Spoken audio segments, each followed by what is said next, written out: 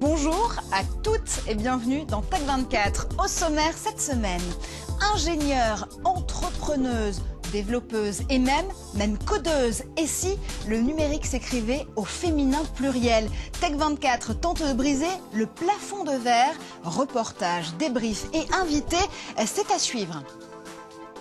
Et pour démarrer ce Tech24 au féminin, Guillaume Gralet est une femme comme les autres cette semaine. Bonjour Guillaume. Bonjour Marjorie. Alors, vous êtes parti à la rencontre, même à la recherche de filles, si j'ose dire, à forte tech, de très jeunes femmes qui sont entrepreneuses, qui sont scientifiques et qui, par leur découverte révolutionnaire, ont su séduire les géants du secteur comme Google, General Electric ou Intel par exemple. On va démarrer ce voyage au numérique féminin avec le Canada et avec Anne Makosinski. Anne, elle se définit moitié philippine et moitié polonaise. Effectivement Marjorie, moins de 20 ans et un véritable concentré de mondialisation puisqu'elle est canadienne à temps plein, mais surtout elle adore expérimenter. Elle adore expérimenter des tas de choses depuis qu'elle a 7-8 ans. Elle va dans des fameux science fairs et c'est surtout quand elle est allée à Manille, dans les Philippines, quand elle est allée voir sa famille, qu'elle s'est rendue compte à quel point l'électricité était un luxe, Marjorie, un luxe dont sont privés 1,4 milliard d'habitants. Elle a observé qu'il y avait une différence de température entre son corps et l'atmosphère, c'est ce qui s'appelle l'effet Peltier. Et en fait, c'est son côté extrêmement bricoleur, do it yourself. Elle a construit elle-même une lampe torche, une lampe LED, et qui lui permet en fait, grâce tout simplement avec l'énergie de sa main, d'éclairer pendant 20 minutes, bref, de pouvoir lire dans toutes les parties du monde. Et l'innovation, elle n'est pas forcément là où on l'attend, puisqu'on continue encore ce voyage avec les États-Unis, la Pennsylvanie même, et Marianne Bechtel qui détecte des mines avec son piano.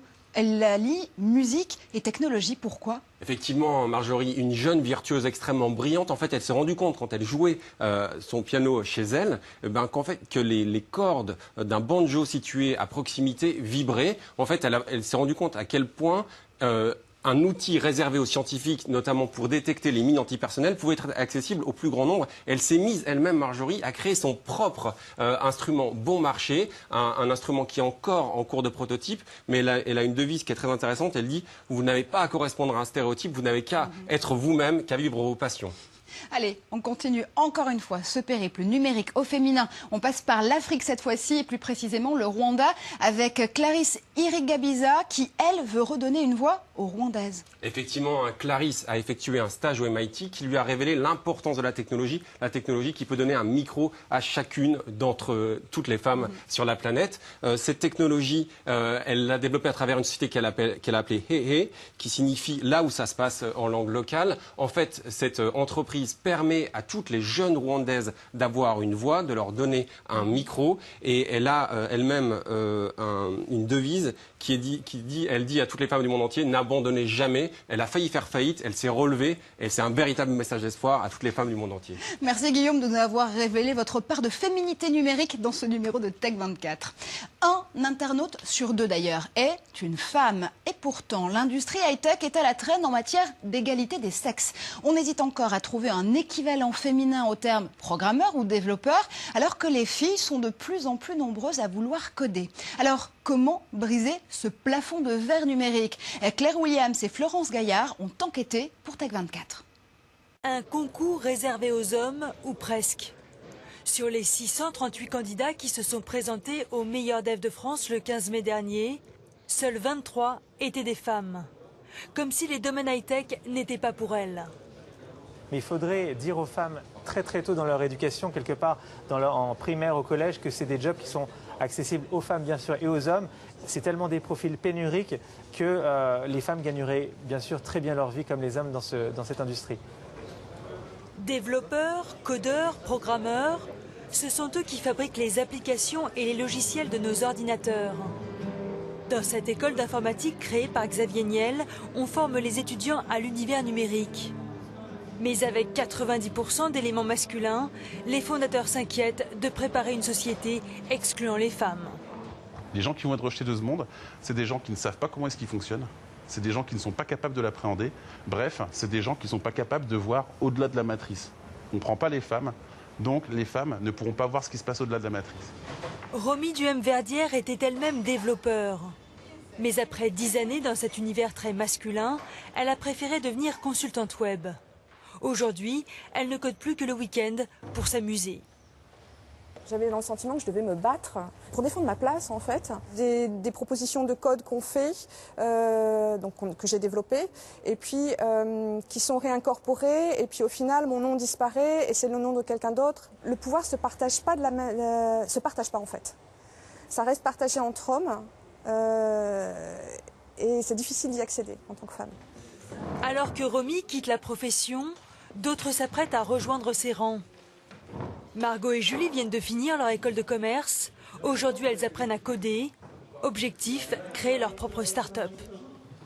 On a tout le côté business qu'on a vu en école et là on avait envie d'apprendre un peu comment faire un site internet, comment faire une appli. Moi j'aime bien faire ça et je m'en fiche un petit peu que ce soit plus masculin.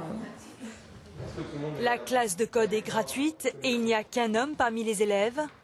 Pourtant, l'école qui propose ce cours a eu du mal à recruter des filles. Elle s'est donc alliée à l'association Girls in Tech. On s'est rendu compte que les femmes étaient en attente de ce genre de cours et en même temps, elles ne se sentaient pas légitimes dans un monde d'hommes. Et du coup, on a décidé de faire des cours de code réservés, pas exclusivement, mais prioritairement aux femmes. Et en moins d'1 heure, toutes les places sont parties. Peu à peu, les femmes déchiffrent le monde du code, mais il leur reste beaucoup de chemin à parcourir. Le leader du marché Google a récemment admis être loin de ses objectifs de diversité. Seuls 17% de ses employés high-tech sont des femmes. Et retour en plateau avec mon invité, Natacha Kester-Séméon. Merci d'être avec nous aujourd'hui sur le plateau de Tech24. Vous êtes ce que je pourrais appeler une sérielle entrepreneuse du numérique. Ce que décrit ce sujet, vous l'avez vécu vous-même ? Alors moi je suis entrepreneur mais pas forcément développeuse. Là c'est une spécificité. Oui il y a des freins quand on monte une boîte, avoir des investisseurs, avoir les clients qui ont confiance en vous, mais il faut y aller malgré tout. Il faut y aller malgré tout, mais qu'on soit une fille comme un garçon, c'est la même chose ? C'est plus difficile quand on est une fille, oui, évidemment. Alors c'est justement une de ces raisons qui vous a poussé à lancer l'initiative Girl Power 3. On peut le définir comme le club des innovatrices. L'idée c'est quoi ? C'est que les femmes prennent le pouvoir pour une fois dans le secteur ? Oui, alors il y a un petit côté aussi humoristique avec notre nom, mais surtout on met en avant des nouveaux rôles modèles. C'est-à-dire qu'on a parmi nos membres des femmes qui sont dirigeantes, entrepreneuses, ou aussi qui dirigent des écoles, comme par exemple Sophie Viguier de la Web Academy ou Moira Marguin des Gobelins. Ce sont des femmes qui ont réussi dans leur domaine et qui promeuvent aussi les femmes et la diversité au sein de leur école ou de leur entreprise. Alors justement, des femmes icônes du numérique, elles existent surtout de l'autre côté de l'Atlantique. Je pense par exemple à Sheryl Sandberg pour Facebook ou à Marissa Mayer pour Yahoo. Des icônes telles, c'est quoi ? C'est l'arbre qui cache la forêt ? Oui, il faut vraiment encourager les femmes à monter à toutes les échelons. Et d'ailleurs, soit commencer en étant développeuse, mais il n'y a pas que ces métiers-là trop techniques, il y a aussi d'autres métiers nouveaux. Et c'est ça qui est passionnant, c'est qu'entre le moment où moi j'ai commencé et aujourd'hui, mon métier a complètement évolué. Donc c'est toujours aller de l'avant et se remettre en question. On va regarder ce que ça donne à l'international. Dell, la société Dell, établit un classement annuel. Et cette année, on se rend compte que les pays dans lesquels les femmes du numérique ont plus de potentialité à devenir entrepreneuses, eh bien c'est tout simplement les États-Unis, la France. Soyons pas quand même trop défaitistes, arrive en 4e place et l'Ouganda est vraiment le dernier pays de cette liste. Ça veut dire que quoi ? Qu'il y a encore énormément de pédagogie à faire ? Absolument, il faut surtout donner envie aux filles d'y aller quand elles sont jeunes, mais pas seulement jeunes, on peut avoir envie d'être entrepreneur du numérique à n'importe quel âge. Il faut se lancer, mais surtout, un élément important, c'est apprendre à avoir confiance en soi. Les hommes, quand il y a un certain nombre de critères et qu'ils postulent pour un job, s'il y a 10 points, ils répondent à 4, ils y vont quand même. Les filles, nous on a tendance à attendre à être parfaites, avoir 8 points. Non, il faut y aller malgré tout.